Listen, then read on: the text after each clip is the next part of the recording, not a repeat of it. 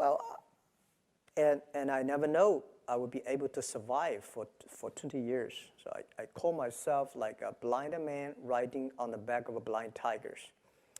And for 20 years, survived to today, still surviving. But we want to make this company last 102 years. So we finished only 16 years. There are 86 years to go. So I hope that 86 years later. Explain why 102. So you started in 1999. Yeah, because in China, everybody wants to make company for the last 100 years. This become a slogan. Nobody take it seriously. So if you want to give, the KPI to your people, it should be very specific. Then people know it's serious. 102 years that we were born in 1999, Alibaba. So last century we had 1 year, and this century we want to have 100 years. Next century, 1 year. 102 cross 3 centuries. So very specific. So in our company, we never talk you're successful or not, because we think there are 86 years. Next 86 years, there are many chances that you will fail. So that's why we say, don't talk about you're successful. 86 years later, we talk about it. So, well, I think the Seattle trip was very good. And we heard what the American entrepreneurs and business leaders worry about. And I think the American business leaders also hear what we worry about, what we need. But I think that in the essence, all the entrepreneurs and the business leaders in the world are the same. We want to create values for the others. But there is a lot of a misunderstanding between us. And my suggestion is that the U.S. and China should not like a chicken talks to ducks. Everybody wants to tell. Nobody listen. We need a common language between chicken and ducks, right? People talk the same language. We have the same standard. And I think this kind of dialogue is pretty effective and useful. And I suggest that we should have a U.S. and China business dialogue talk annually, every year, once in America, once in China, get the government leaders sitting there and how can improve the business environment. Normally, government leaders have a lot of dispute, argue, but business people, we talk a lot. If we don't talk, there will be problems. So I think the Seattle trip is good. Yeah. Good. I surprised you even answered my question. That's good. Usually he'll just talk about whatever he wants to talk about. So thank you.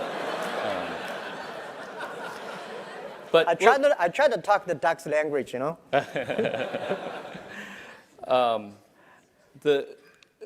The Chinese economy has been on everybody's mind, right? I mean, and people are worried here that the slowdown in China will affect global economy.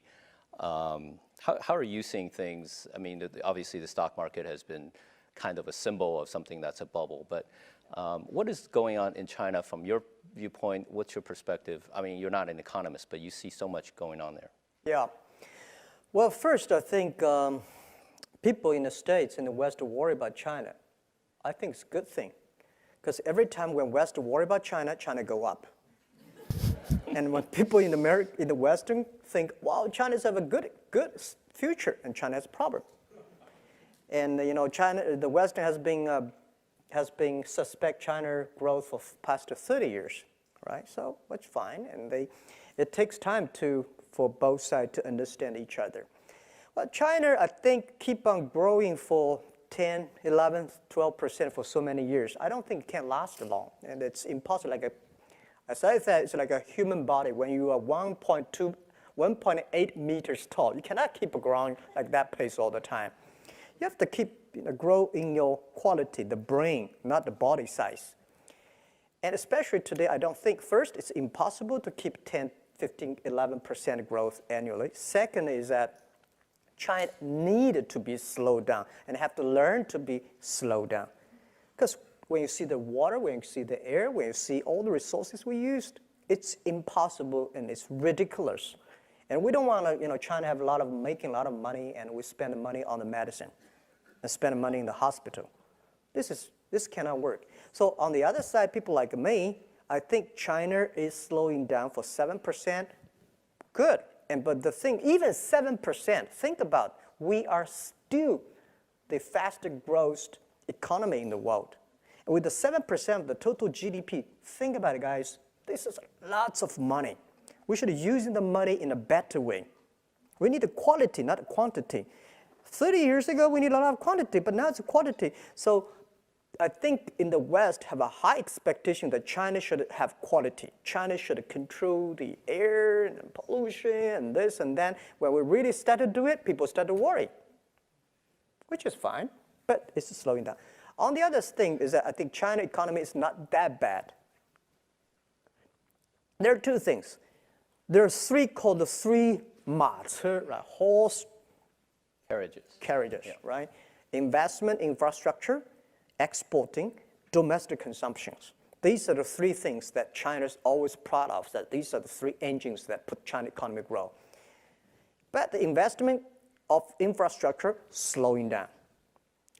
And exporting slowing down. These are the two things government is very good at. They love to do it because they have the power to exporting and investment. But there's one thing they could not do it good way is the consumptions, because consumption is not done by government. Consumption is done by entrepreneurship and market economy. So I think people like us have the great opportunity. Now it's our turn, not government's turn. After 30 years, government pushed the economy in their way. And now it's our way. So I consider this as an opportunity for real market economy. And the next thing is that I said yesterday on a conference to the dialogue, there are a lot of misunderstanding, culture difference between American and Chinese. When Americans think about the economy is slowing down, that means people don't have money to spend. No, guys, different. You guys know how to spend tomorrow's money, future's money, or other people's money. But we Chinese, our habit is to save money. We'll always keep the money in the banks. China's been poor for so many years, so we worry about it. When we have money, we put it in the bank. When we have money, we put it in the bank because we know tough days are coming. So you see, China has the largest banking deposit in the whole world. We also deposit a lot of money in the States, right? When we know when the tough day comes, we start to pay, we start to buy. Now, the tough day comes, people still start to buy.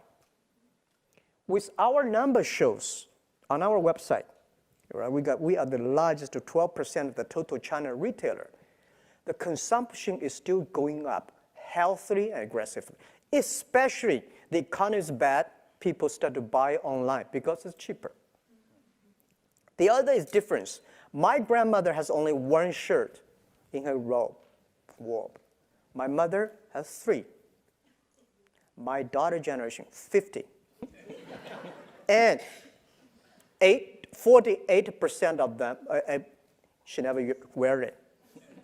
This is called domestic consumption. And we have to build up this kind of a behavior and make people start to spend money. And this is something the government is not good at. We know how to make this thing happen. So I think generally, I'm a positive, but next to 2 or 3 years, maybe I have problems. People say, well, anti-corruption, this, but think about it. Anti-corruption and rule by law is laying a great foundation for the market economy. You don't want to go do business by bribery, right? You don't want to have an unfair environment in China doing. So market economy is about rule by law, and market economy is about clear, transparent, and fair. And I think this year, that year, bad. But this is why we need entrepreneurship. This is why we need that the business to drive the economy. So I'm a positive, and when people worry, I'm happy. When people are too happy, I start to worry. Because and don't worry about the things the president is worried about. Worry about the things that nobody worry about. And this is the opportunity. So I'm positive because I'm positive, but I'm not stupid. I know that we have problems, but we have to solve the problems little by little. And that's it. I think you're right in that for a consumption and a service economy to take off and drive China as the third engine, it is going to require more businesses rather than governmental policy. Yeah. So I do think that's an opportunity for not just Alibaba, but you're right in the middle of it, but everybody. Yep. Oh, by the way, the other thing is the new economy. You see the traditional business is going down, right? But the new economy is growing up tremendously. So not only the BAT, we have so many wonderful startups today coming up. And that is the rising star. And this is what China should go, not keep those things. Yeah, we can never. Nobody can go back to yesterday. And even you want to go back to yesterday, even if you can go back to yesterday, you don't want to. So I think we are good. Well, I mean, my perspective from being there yesterday is that I think both the government leadership and especially the business communities are emphasizing that our differences are not that big in the grand scheme of things, and that the U.S. and China are going to have to be key partners to solve the world's problems in the next 30 years. So, so it is largely a collaborative effort, and I think, Jack, if we collaborate, we could a lot of American dreams and Chinese dreams and world dreams. If we don't collaborate, it will be a nightmare. Yeah. Yeah. Well, let's turn, and you're here tonight because of the entrepreneurial spirit of you and your founders. And obviously, when Alibaba started, it was no such thing as e-commerce. But before, if I may, before we get to Alibaba, you were kind of a serial entrepreneur, because when I in fact, you also know about government, because when I first met you in 1997, you were in a government in between startups, I guess, and you always dreamed of creating something. And maybe you can talk a little bit about what did you see when you were at the government. You were coming off of another startup, and that everybody's very familiar with your story, but I think that part of it was very important to you, because then you went back to Hangzhou and started Alibaba. Yeah. So maybe talk about that, and then talk about what did you end up seeing in 1999 that made you decide that Alibaba was it. Yeah. Okay. Good. Jerry knows me so well, and by the way, Jerry not only the entrepreneur, and he's a wonderful investor. He's probably one of the best investors in Silicon Valley, right? I'll give you my version. He's sitting on my board because very few people see the real things in his heart. He's so smart. I remember that the day when we negotiated with Yahoo, buying the Yahoo, get $1 billion. Today, people think it's a good deal, but at that time, it was a big risk. It's not easy. That many years ago, put $1 billion inside, and we were almost accept because we are not happy about this and that, and he's not. His CEO at that time, he was not the CEO, right? Yeah. And then he said, we almost are separate, and he said, call me. He said, Jack, can you come, and tonight we have a drink? For final he effort. Can't drink that much back then, so. Yeah. And then I said, okay, so he took me to a small, tiny Japanese restaurant, bought me big glass of sake,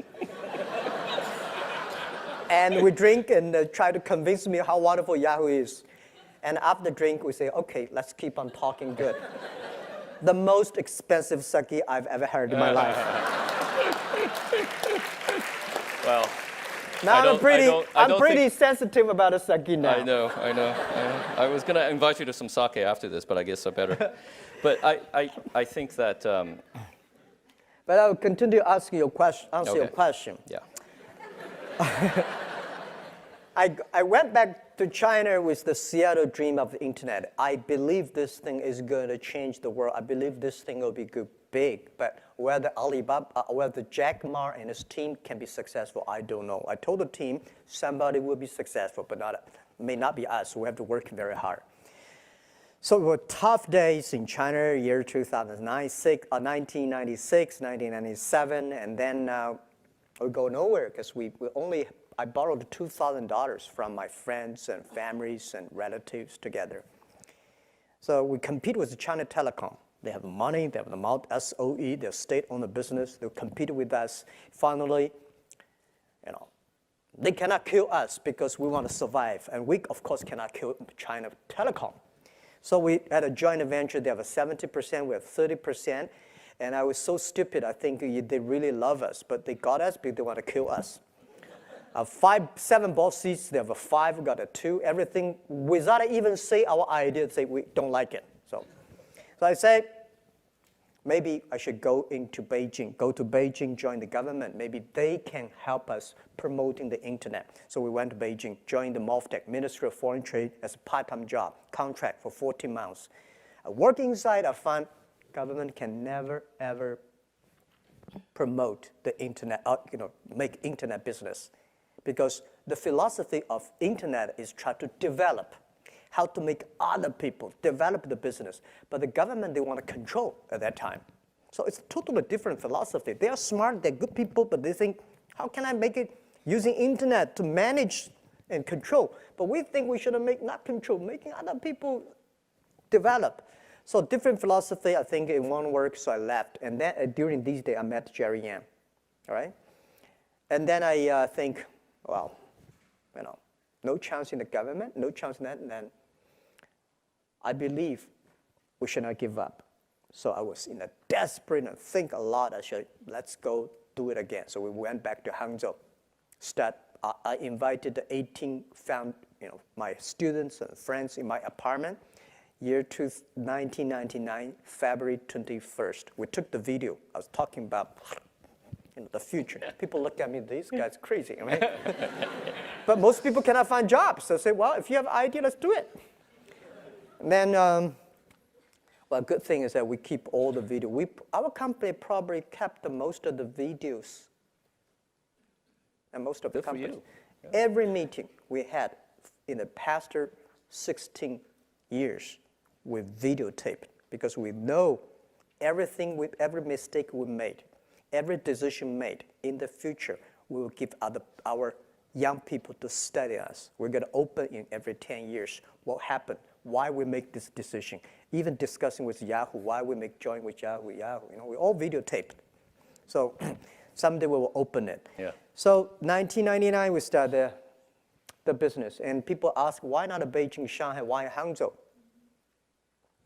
I mean, now Hangzhou is this hub of entrepreneur and startups and tech, but back then? Back then, Hangzhou is nowhere. And I think at that time, Nokia was so good at that time. And I said, guys, where's Nokia? It's a thing that some small island headquarters there. It's not where you are. I don't see it. It's where your heart is, where your vision is. So we said, Beijing, they love SOE, state-owned business. Shanghai, they love multinational companies. IBM, Microsoft, they embrace you. Startup, entrepreneur, forget it, right? So I said, if in Beijing, we're nobody. In Shanghai, we're nobody. If we go back to Hangzhou, we're the only child of the local family. So we started. Yeah. And local children are very much prized and well taken care of. And I think Hangzhou has benefited greatly by Alibaba, but I also think Hangzhou has always been very entrepreneurial in fostering what you guys have done. Yeah. So I have to rebut your story because, and maybe there's a video somewhere, but I think that one of the reasons we at Yahoo at that time, and it was 10 years ago. Yeah. So this is the 10 years of that deal.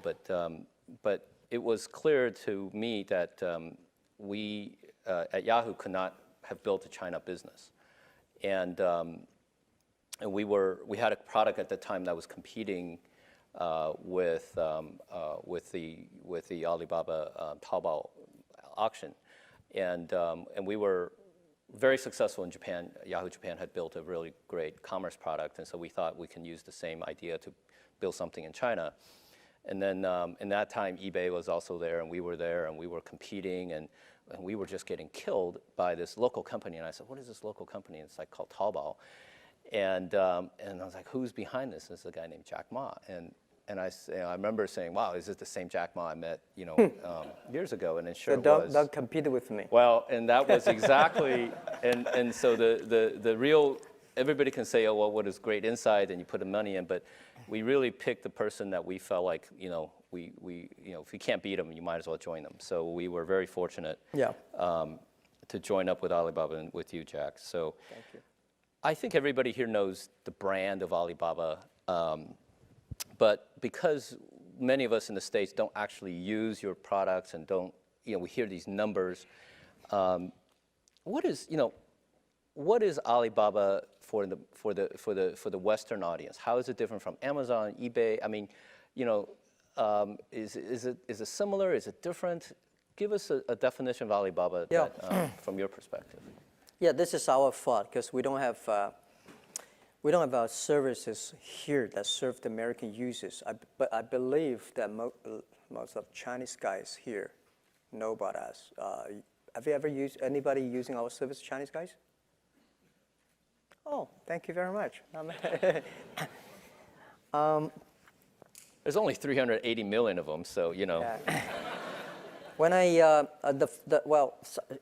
let's that question later. I go to the China. A lot of Chinese government organizations invite me to talk, and when I say how many people use them, very few. But every family using. So our strategy from year 2003 and 4, we say it's so difficult to change a successful people because they say, no, this one word. But it's good. Let's helping those people who want to be successful. So we focus on the young people. At that time, in ancient history, China, if you make the parents agree, the kids agree. If you want to marry, you have to convince the parents, not the kids, right? Today, different. If you convince the kids, you change the parents. So we focus on the young people that year. But by answering your question is that people say, Alibaba like American Amazon? No. eBay? No. Okay. This is the very traditional USA thinking. If there's no such model in America, they either don't understand, they don't like it, or they don't buy it. Right? So any model they want to find one. So at the first day, well, who are you? Yeah, we are eBay. Is that eBay? Okay, yeah, so we understand, but we are not eBay. We are not an e-commerce company, although we have the largest e-commerce probably business in the world. We're not an eBay. We do not buy and sell. We help people become e-commerce company. We enable other companies to do e-commerce. This is the difference between us and Amazon.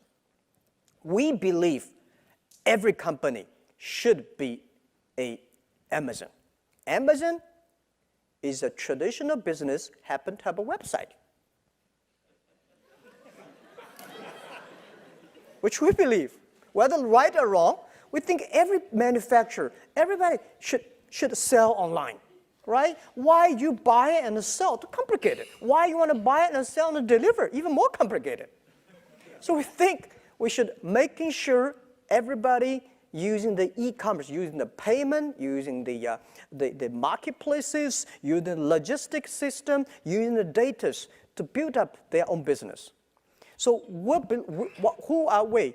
Yeah, we have the largest payment in the world. You probably don't know, we are 11 times bigger than PayPal, right? We are bigger than eBay plus Amazon together on the sales, and we deliver 30 million packages and more than that per day in China. What does that mean? Total USA package delivered today put together less than 30 million. So we have this business, but people consider us as e-commerce. Who we are infrastructure of business in China. If you want to find buyers and sellers, our marketplace help you. Taobao, Tmall, Alibaba. If you want to having a payment, financial service, Ali Ant Financing help you. If you need a data service, Ali Cloud Dating service will help you. By the way, people only know about cloud dating here, the Amazon. Soon you will know us. And the third, logistic. We got 2 million people deliver products for us. So people in the States always question, how can you deliver things? And why you don't have your own deliver guys?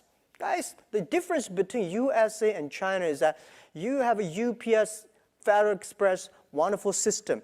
The traditional e-commerce company in the States, that they still do some supplementary to that. China, about 40 million packages per day. How many people you need? We believe in 10 years, every day China will deliver 300 million packages per day. On 11/11 day last year, we delivered 270 million packages per day. 11/11 we could sell more things. Why? We control the traffic, we control the selling. The reason is that we worry about the delivery. If the snow comes in November and the winter comes, the whole China traffic will be jammed. This is something that we'll worry about. So we believe in 10 years, China will have at least 10 million people deliver things on the street. So even if you hire 1 million people to deliver things for you, you only have 10% market share. And I don't think we can manage 1 million people on the street, develop people. Because every day you have so many car accidents, you'll make you die. So we should encourage other people, enable other people to do it. So we are building up the infrastructure that we believe in 10 years, we hope, this is our mission, helping doing business easier. Any business, maybe 80 or 70 business in China, if you want to do business, finding customers, we help you. Financial services, we help you. Deliver services, we help you. Logistic, we help you, and marketing, we help you, and the other thing is data, we help you. So we are like a company building on that, which is totally different about people say, oh, how many GMV you have? Oh, how many packages? This is only small part of our business. Our vision is bigger. We just think that we don't want to be, we might be bigger than Walmart this year or next year. And I remember 7 years ago, the senior management, like a vice chairman or something, come to Hangzhou. Of Walmart, we have a drink and Nasaki. A drink, and I said, sir, in 10 years, we will be bigger than Walmart globally. He looked at me and said, young man, very good vision. But, I said, but you've always had this relentless focus around SMBs as your core constituency, if you will. I mean, you obviously care about consumers and blah, blah, blah, but you're enabling of these businesses on your platform, being their infrastructure. That's always been your focus all along. That's right. That hasn't changed. That has not changed. That's why my answer is that we will be bigger than Walmart this year, but does not mean that we are good, because we don't want the world has another company who are very able of selling things. We don't think we should buy, sell. We should enable. So now there are 10 million small business power sellers in our site. We give them traffic. We give them the knowledge. We give them the data. We help them deliver, using the third party. So it's the 10 million small business combined together. They are the most powerful economy in the world, and we never change. I think we love small business. We love young people. We love women. Talk about that. Why don't you talk about the women? I never know, before the IPO, there is American media, big media came to us, say, Jack, why so many women in your company? I say, anything wrong? Because we never know something wrong. And then we find more than 52% of our colleagues are women. And your senior management team. And senior management, 33% of the management are women, and 24% of the senior management are women. We have a women CEO, women CFO, women chief people officer. We feel proud because and by the way, 60% of our users are women. So we would love, it was so exciting because this century, the difference between this century and last century is competition of muscle. This century is competition of a brain. So brain, I think women and men are same. And the other issue is that this century is trying to use a friendliness, care others more than care yourself. This is the difference between IT and DT time. So we find women care others more than men care others for others. Well, women have to care for husband, I don't know. You're going to get a lot children, of men very unhappy here. So. I'm telling the truth, right? And that is why we are supportive, because we find most of families, women make the decision what to buy. These are the most important decisions. And so we are happy about that. Yes, yeah. Can't argue with that. Great. That sounds, I think that vision of Alibaba, albeit very consistent from day one, is something I think is reaching an incredible scale. When is that coming to the US? What's your global, and not just US, but globally, talk about what is that? Is it the same vision that you will roll it out in the global sense? What can you tell us about Alibaba's international plan? Yeah, I think at least the day when I retire, or the day that at least I can see the company, I don't want the company to change the mission that helping doing business easier for small business. But we never say we're helping Chinese small business doing business easier, helping globally. This is our vision and our mission that we will never change that.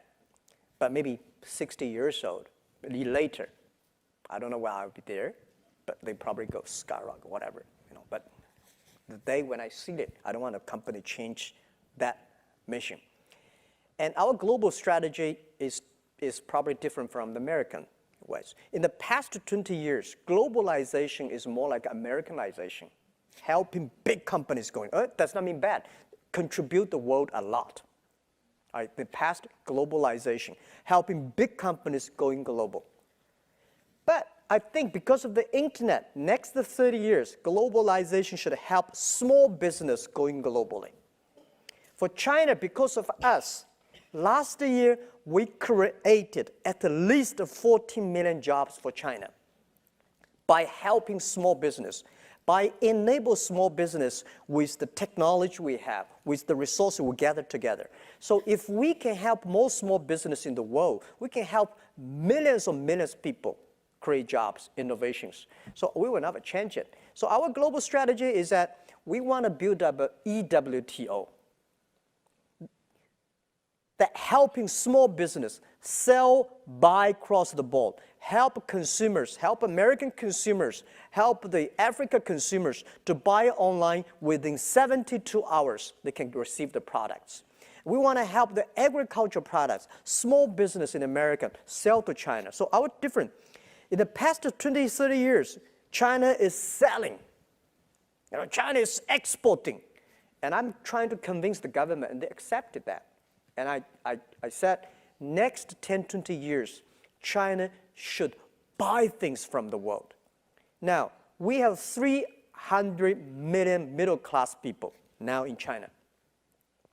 Think about, in 10, 15 years, we are going to have 500 million people in China become middle class. They need high-quality products. They need good services, which I don't think today China's land, water can provide that. So we can help more importing from America, importing from Europe, and big companies already almost everywhere in China. Let's help the small guys. This is our strategy.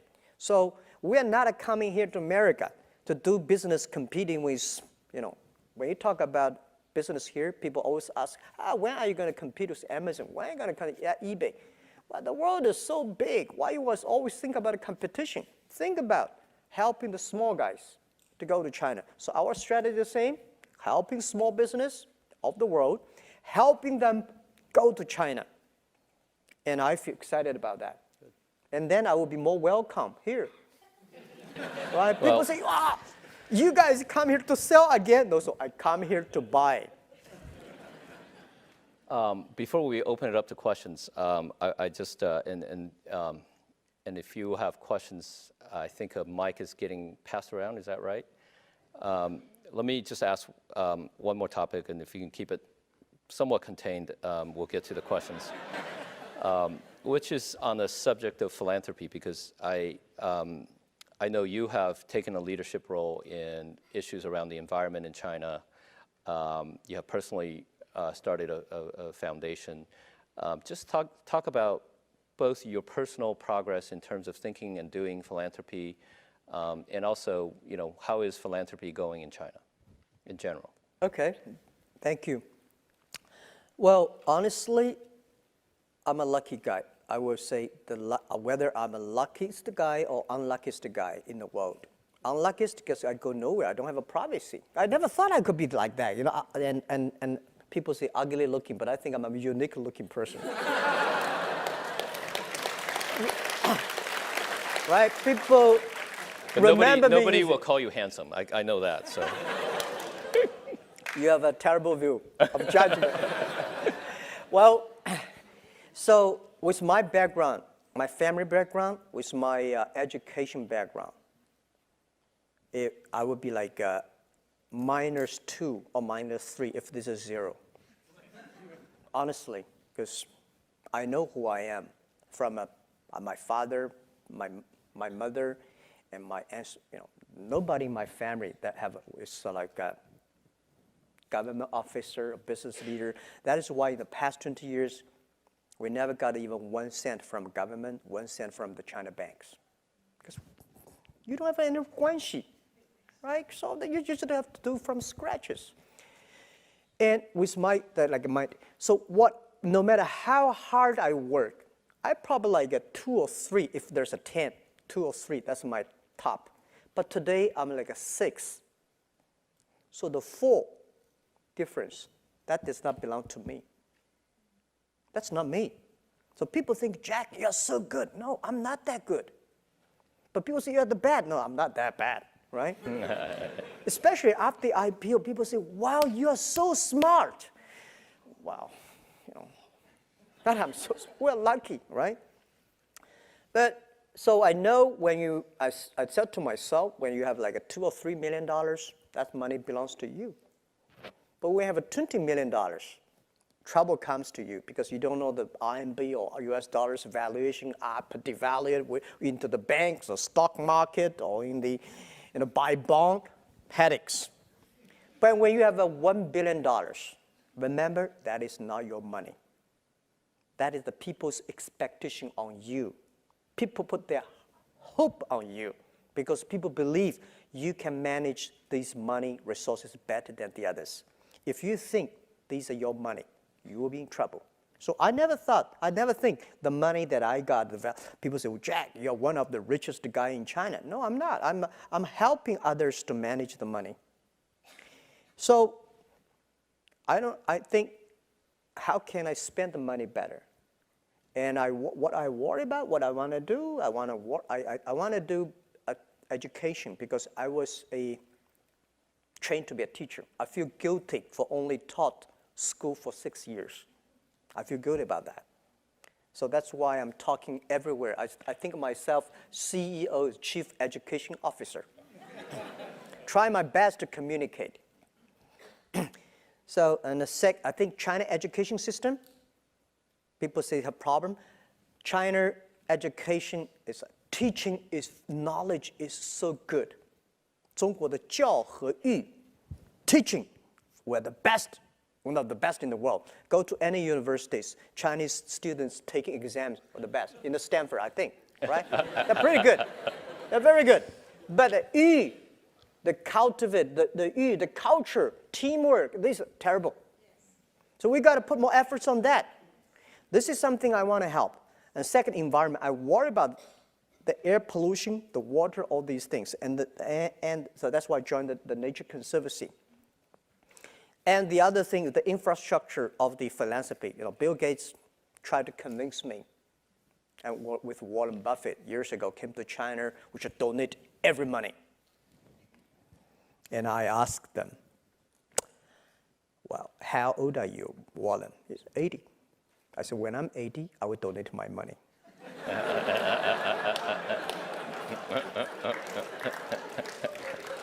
I'm only 40. What is my philanthropy?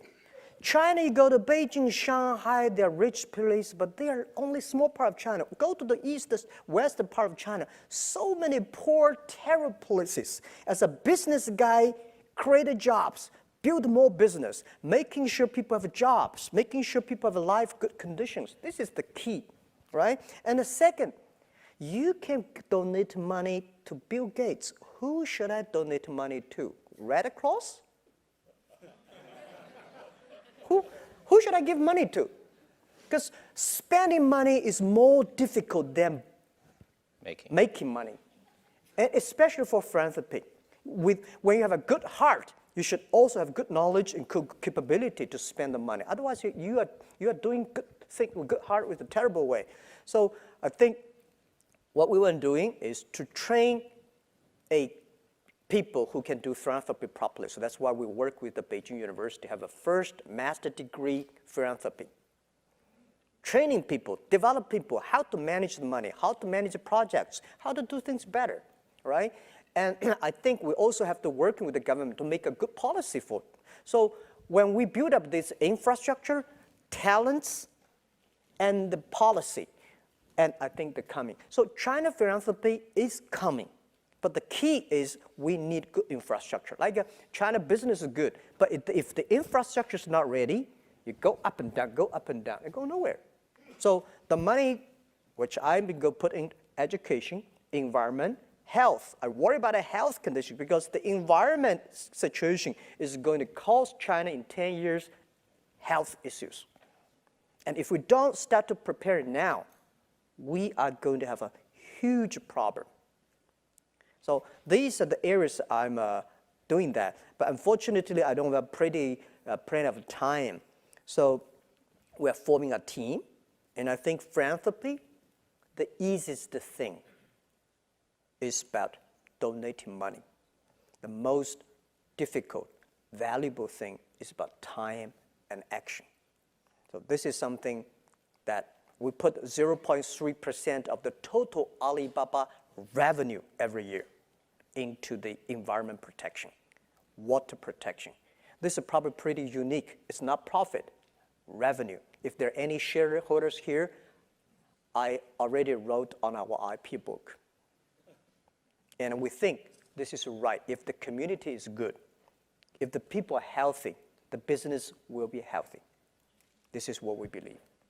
For you. Yeah. Well, you can see that Jack has. Thank you. Thank you. You have the same passion and vision for philanthropy as you do for your business. That's great.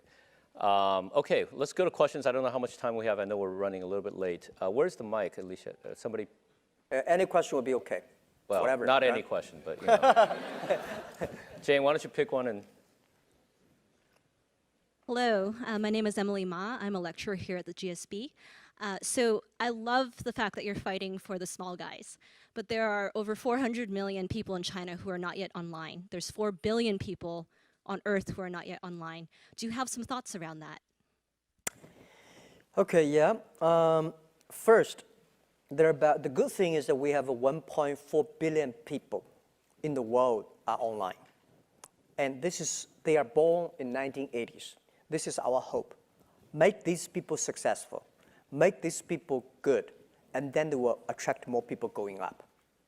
Right? If the people who are online are poor, and then nobody will go there. I don't like Chinese movie. All the movies, Chinese movies, the heroes always die. Nobody want to be the hero. In American movies, all the heroes survive. That's why people want to be a hero. Right? So my philosophy is that making those people using internet successful, those small business using internet, if they're successful, our business will be successful, more people moving online.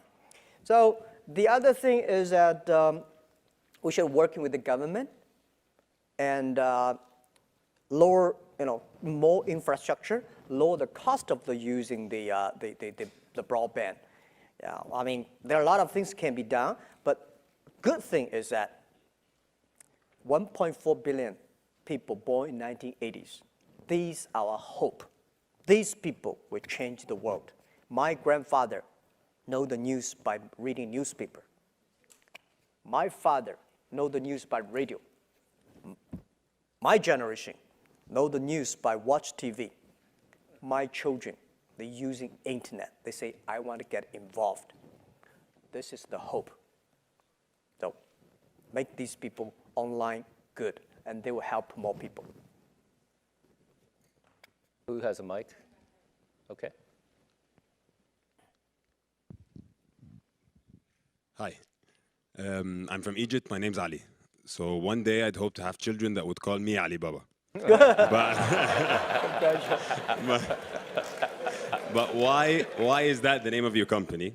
That's the first part. Why is that? Why is it called Alibaba? Why is Okay. the business called Alibaba? The second question is, if you had to name the top 3 markets other than China, where you think that your business model is most applicable, can you list those? Okay, thank you. Why we choose the name Alibaba? Because we learned the name from Yahoo. We say, why this Yahoo strange name?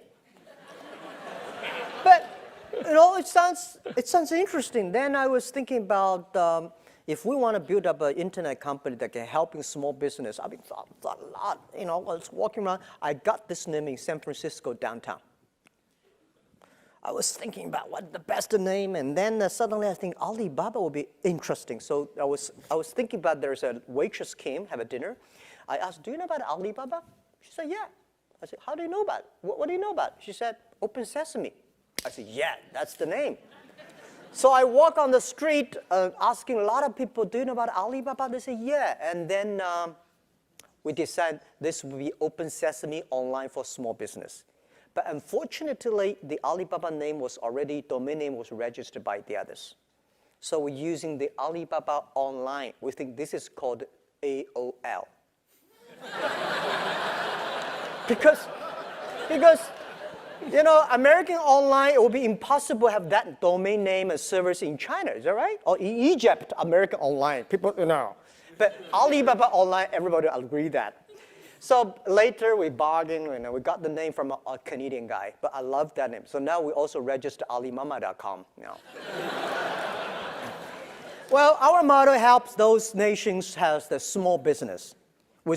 If you have a lot of small business, if you have a poor infrastructure of commerce, the reason why China e-commerce grow faster than American, because the American infrastructure of commerce was so good. You have a Walmart, Kmart, whatever mart everywhere.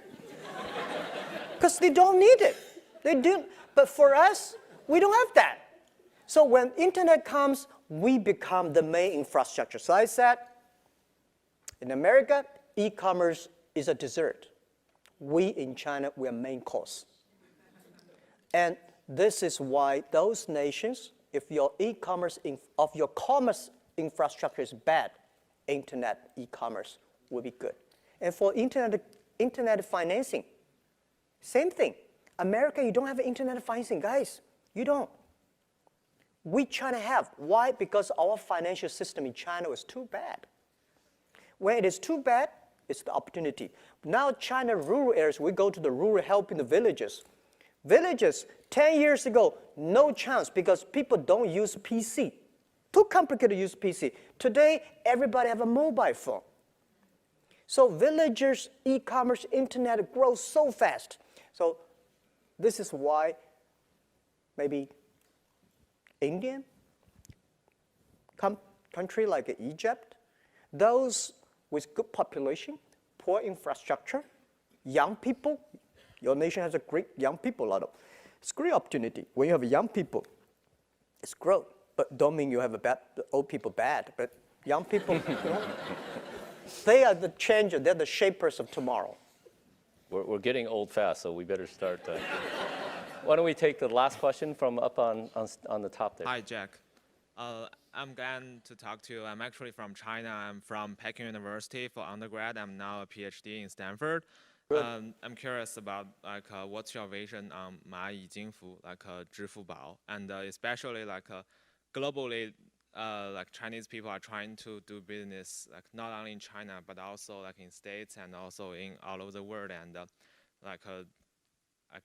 people want to invest overseas. Do you think 蚂蚁金服 can help with the capital flow globally? Yeah, thank you.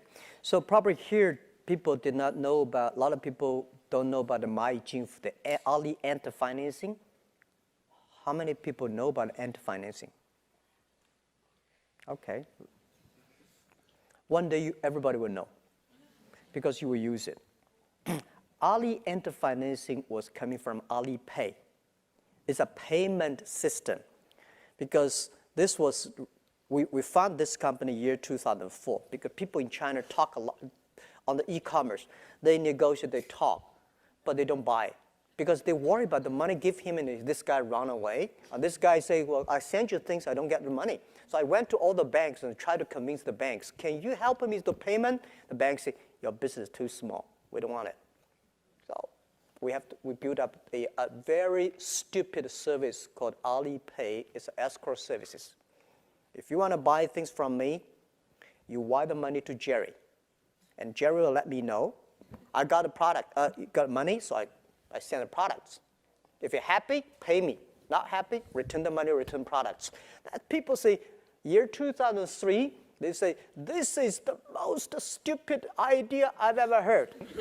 Because why you don't use credit card? Guys, we don't have credit cards. So we made that. Well, remember, today, registered users, just the registered users, close 1 billion people using that. And active, I don't tell the number, right?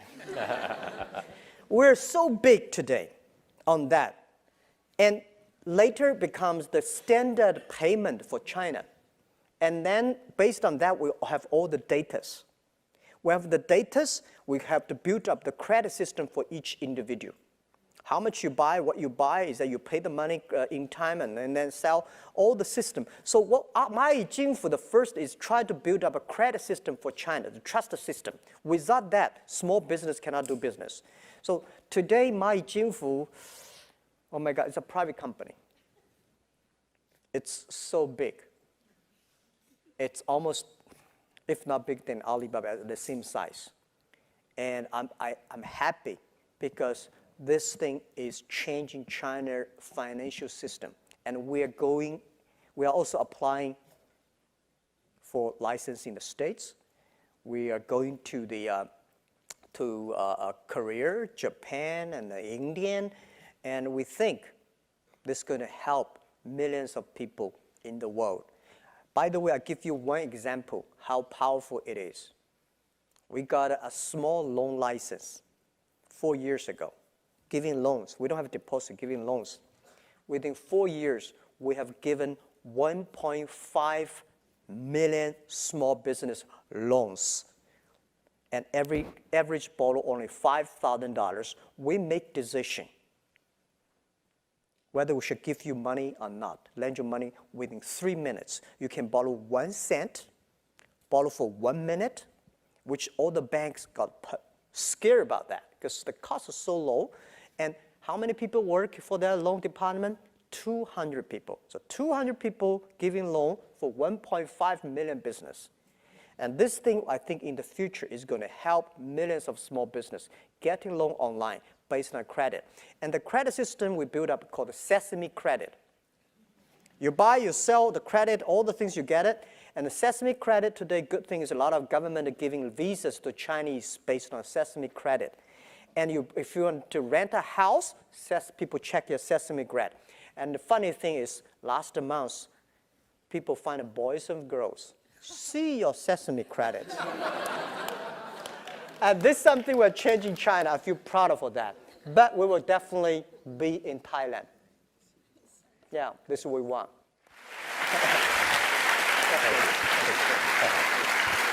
Jack, on behalf of the Stanford Graduate School of Business Alumni Association, we want to congratulate you and present you the award for the Entrepreneurial Company of the Year. Thank you so much.